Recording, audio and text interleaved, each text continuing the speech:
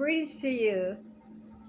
This is Michelle Strickland, and this is Conversation with Self. It's a conversation that I'm having with myself, but I'm inviting you to listen. Maybe you can get something out of it. Today I'm going to talk about being a traditional woman in a world where, you know, traditional women, you know, aren't edified as much as they should be. There's a lot of us out here, that are proud to be women, that love their families and do the traditional things that we've done in the past, loving our families, take care of our homes, and doing the things to sustain and show that we're feminine, you know. It's okay to be feminine, you know. A lot of people think that when you step into your feminine energies, some people look down on that like that's so old fashioned. But no, it's not. Why is it old fashioned?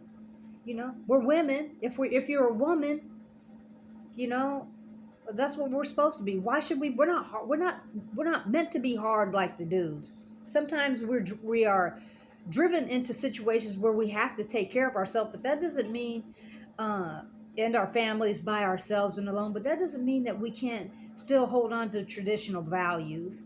I love being a woman, even though I'm single and alone. I've been single and alone for a long time. I've dated people, and it just didn't work out. But I'm not going to compromise myself because because society is trying to make us feel like there's no value in being a traditional woman who cares and values her family and her home. So today, we're just going to go over a few things, that embody what a traditional woman encompasses. In the bustling pace of the 21st century, amidst the technological whirlwind and rapidly changing social norms, there exists a timeless figure who embodies values that are as relevant today as they were in centuries past. The traditional woman, who embraces the roles of cooking at home and tending to her garden to sustain her household. I'm into gardening. I used to have a garden every year, and then I moved it, and then I had some problems with it. But then I started I didn't garden this past year, but last year I experimented with a garden on my deck, and I have to work on it. I was experimenting, so that's something that I think is important. Um, I think gardening is very important, and those who embrace that, my hat off to you. That's a wonderful thing, and I think that we need to go back to more traditional ways of living. When I was coming up, I gardened at my house. I was a little kid out there in the yard gardening, and it's important. And we ate the food that I gardened, that I uh and that gave me such a warm feeling when I was a kid coming up, to be able to give back to my family in my small way. Greens that we would have greens and cucumbers and melons. We had a spot in the back that was a really great place for the squash and melons, and it was really, I did a good job as a kid. And then as I grew, you know, uh, different places I would have gardens, not every single year, but a lot. I didn't this year, but that's something I'm going to get back into. At some point, I'm going to, you know, I'll, uh, I'll probably be move somewhere where that's something that I can focus on a little bit more. 'Cause I'm living in a city outside of the city right now. Um, but a gardening, I think, is a very good thing, and it's a good way to supplement, some of the vegetables and fruits, that you eat. Her kitchen, she weaves culinary magic, and with artistry that transcends mere sustenance. Through her skilled hands and intimate knowledge of ingredients, she creates meals that nourish not only the body but also the soul. Her dishes are a testament to the heritage and the culture she upholds. Each recipe passed down through generations, carrying with it the essence of a tradition and story of continuity. Her dedication to crafting wholesome home cooked meals ensures that her loved ones thrive in health and vitality. Um, that's one thing that um, I've been making little short videos to show you ways, some things that some everyday things, that you can do at home cooking, where it doesn't have to be expensive. It's less expensive just to cook at home than it is to go out and get something to eat. People, we should leave that going out to get something to eat for special occasions, but cook mostly at home. It saves you money, plus the food tastes better when you do it at home. Beyond the kitchen, she steps into the garden, a sanctuary of life and abundance. Here she tends to the earth with care and reverence, coaxing forth the fruits of her labor. In the symphony of nature, she finds solace and a deep connection to the cycles of life. Her garden is a living testament to her commitment to sustainability as she embraces organic practices and respects the delicate balance of the ecosystem. One thing that I definitely want to get into, and I have a few things, is that I want to get into uh, having a garden inside. I got to do a little bit more research, but I do have some things, some tools kind of set up for me to do to try to get into that at some point. So that's something I definitely want to do.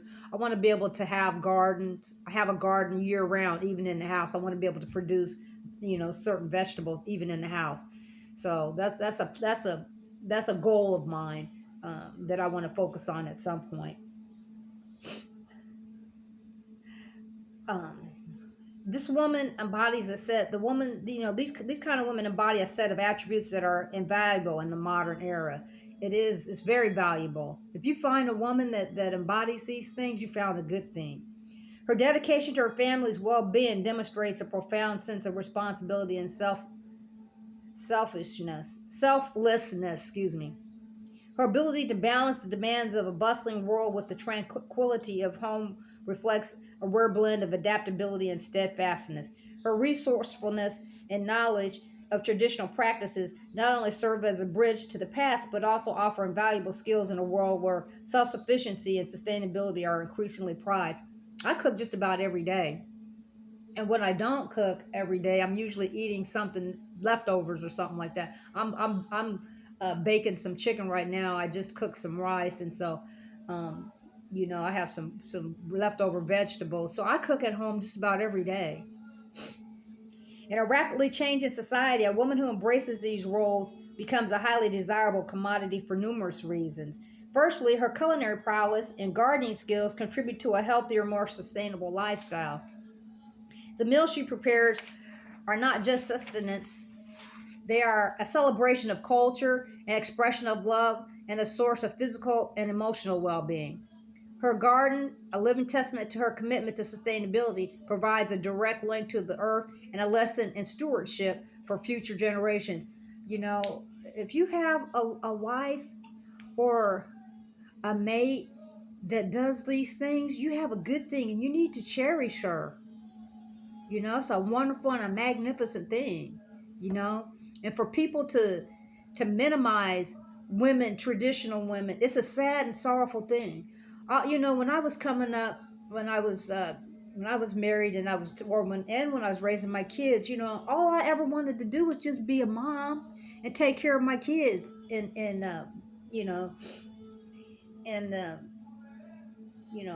give my husband support, but it just didn't work out for me like that. So I had to do all those things by myself. And my sons, they had me as an example. I couldn't show them how to be a man, but I could teach them how to be a good person. And so they bless me now that they're grown. I'm very blessed. I don't have to live alone if I don't want to. I could live with my sons if I wanted to. But I'm able to care for myself, so that's not something that I want to do. But I'm hoping someday that I'll have a husband or a husband, a man. I'll meet someone that will respect and love me, and I will support him and I will love him. You know, and be a feminine traditional woman, you know. Um, but if I'm not blessed to meet someone to become my husband, I'm okay with that too, because I'm waiting for somebody that's going to respect me and honor me as I will honor them. Being a traditional woman is not a bad thing. It's a good thing. It's okay. You know, we're females, you know. We're there to be, you know, to enhance the male, you know. There's nothing wrong with that. And I'm an older woman telling you, young women, there's nothing wrong with that. Just have boundaries and you know, expect for people to respect you. That's all, you know.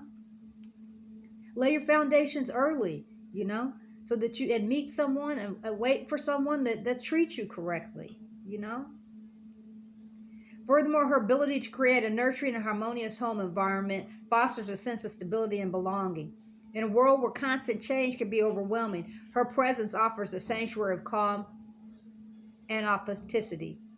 Her resourcefulness and proficiency in traditional practices also serve as a wellspring of knowledge, preserving essential skills that are often overlooked in a technological driven. Excuse me. Let me say that again. Her resourcefulness and proficiency in traditional practices also serve as a wellspring of knowledge, preserving essential skills that are often overlooked in a technology driven age. You know, technology is great when we use it appropriately, but you know, when we go too far with it, it can be a bad thing, you know. Engaging, right, self. You know, I've seen the good and the bad. See, I came up in a time where we didn't have as much uh, access to some of the technology that we do now, and it's gone. It's, you know, some of it's good and some of it is not good. You know, find your balance though. Use it for a good purpose. You know, and it can do a lot of great things for you. Engaging with a woman who embodies these traits brings a multitude of benefits in the 21st century. Her dedication to the art of homemaking and sustainability living, excuse me, her dedication to the art of homemaking and sustainable living serves as an anchor in an ever-evolving world.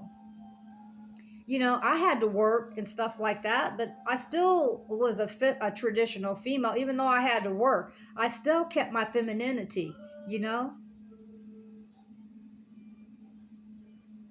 You don't have to lose your femininity just because you have to be out there working, you know. You don't. And we shouldn't allow people to make us feel bad because we love our families and we want to care for our families and we're traditional women. There's nothing wrong with that. Through her, we rediscover the profound significance of heritage, the beauty of simplicity, and the enduring value of traditions that have sustained families for generations. In her, we find not only a partner but also a guardian of values that enrich the excuse me. In her, we find not only a partner, but also a guardian of values that enrich and fortify our lives, creating a legacy of love, sustenance, and a connection that transcends time. You know, so I'm proud of you. You know, you had a tough road, Self, but you managed to make it and keep, you know, keep your dignity even though you made a few mistakes, you know, along the way. Self, you know, you stayed a feminine woman. You know, you didn't allow people to make you feel bad about wanting to be feminine, you know, and you embrace your femininity. And you encourage others to be feminine. You can be feminine but have strength at the same time. And so that's what you know, I'm glad that you didn't allow anybody to rob you of your femininity.